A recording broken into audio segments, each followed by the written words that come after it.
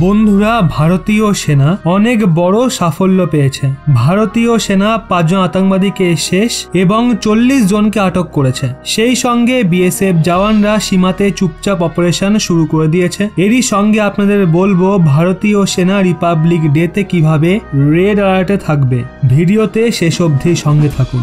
বন্ধুরা, এইবারও গোটা দুনিয়া গণতন্ত্র দিবসে ভারতের জাঁকজমক দেখবে। প্রতিবারের ন্যায় এবারও রাজপথে প্রধানমন্ত্রী মোদী উপস্থিত থাকবেন। কিন্তু এইবার ভারতের প্রতিবেশী শত্রু আবারও ভারতের বিরুদ্ধে বিশাল ষড়যন্ত্র করেছে। ষড়যন্ত্র সোজা প্রধানমন্ত্রী মোদীর বিরুদ্ধে। কিন্তু তাদের এই ষড়যন্ত্র সফল হওয়ার আগেই ভারতের গোয়েন্দা সংস্থা সেটা ধরে নিয়েছে। গোয়েন্দা সংস্থা 26 জানুয়ারিকে নিয়ে প্রধানমন্ত্রীর সুরক্ষায় অ্যালার্ট জারি করেছে। অ্যালার্ট অনুযায়ী আতঙ্কবাদী সংগঠন গণতন্ত্র দিবসের প্যারেড এবং প্রধানমন্ত্রী মোদীকে নিশানা করতে পারে। প্রধানমন্ত্রীর প্রতিটা বৈঠকার যাত্রায় আতঙ্কবাদীদের নজর আছে।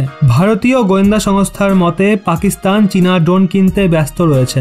এই ড্রোন ব্যবহার করে তারা ভারতে হাতিয়ার এবং ড্রাগের সাপ্লাই এবং সেই সঙ্গে অনেক বোম বিস্ফোরণও করে। বন্ধুরা, সূত্রের মতে পাকিস্তানের ইন্টার সার্ভিস ইন্টেলিজেন্স অর্থাৎ আইএসআই চীনের থেকে আতঙ্কবাদী জৈসি মোহাম্মদ এবং লস্করি তাইবা ড্রোন কিনছে। আগে হ্যাঁ বন্ধুরা, চীনের থেকে ড্রোন পাওয়ার পর পাকিস্তান আবুধাবিতে হওয়া হামলার মতো ভারতেও হামলা করতে পারে। সূত্র থেকে এই খবর বেরিয়ে আসছে গণতন্ত্র দিবসের আগেই ভারতে একটা আতঙ্কবাদী হামলা হতে পারে। বন্ধুরা, গণতন্ত্র দিবস আর বেশি দূরে নেই।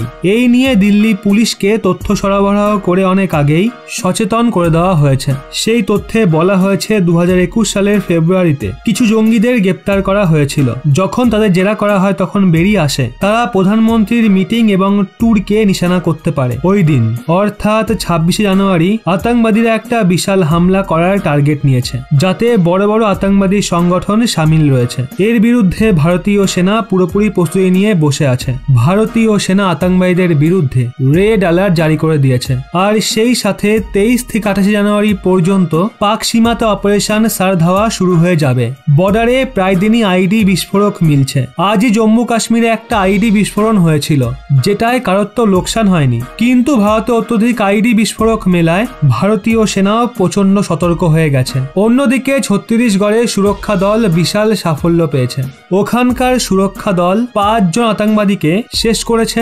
এখনো এলাকায় 30 থেকে 40 জন আতঙ্কবাদী লুকিয়ে রয়েছে, যাদের ভারতীয় সেনারা চারদিক দিয়ে ঘিরে ফেলেছে। আপনাদের বলে রাখি, আতঙ্কবাদী এবং সুরক্ষা দলের মধ্যেই ক্ল্যাশ মির্জাপুর এবং তেলেঙ্গানা বর্ডারে হয়েছে। যদি আতঙ্কবাদীরা স্যারেন্ডার করে তো ভারতীয় সেনা তাদের প্রাণ ভিক্ষা দিতে পারে। এই নকশালে আতঙ্কবাদীদের সাথে অনেক মহিলা নকশালে আতঙ্কবাদীও রয়েছে। এরই মধ্য থেকে একজনকে আজ শেষ করা হয়েছে। বন্ধুরা, গণতন্ত্র দিবসের কথা মাথায় রেখে আমাদের ভারতীয় সেনা চারিদিক দিয়ে অ্যাক্টিভ হয়ে আছে। সিকিউরিটি প্রচন্ড টাইট করে দেওয়া হয়েছে। সেই সঙ্গে বিএসএফ 23 থেকে 28 জানুয়ারি পর্যন্ত বাম্পার অ্যাকশন দেখাবে। বর্ডারের কোনায় কোনায় ঝাঁপিয়ে পড়ার জন্য তারা তৈরি আছে। এই নিয়ে আপনাদের কি মতামত অবশ্যই কমেন্টে জানান।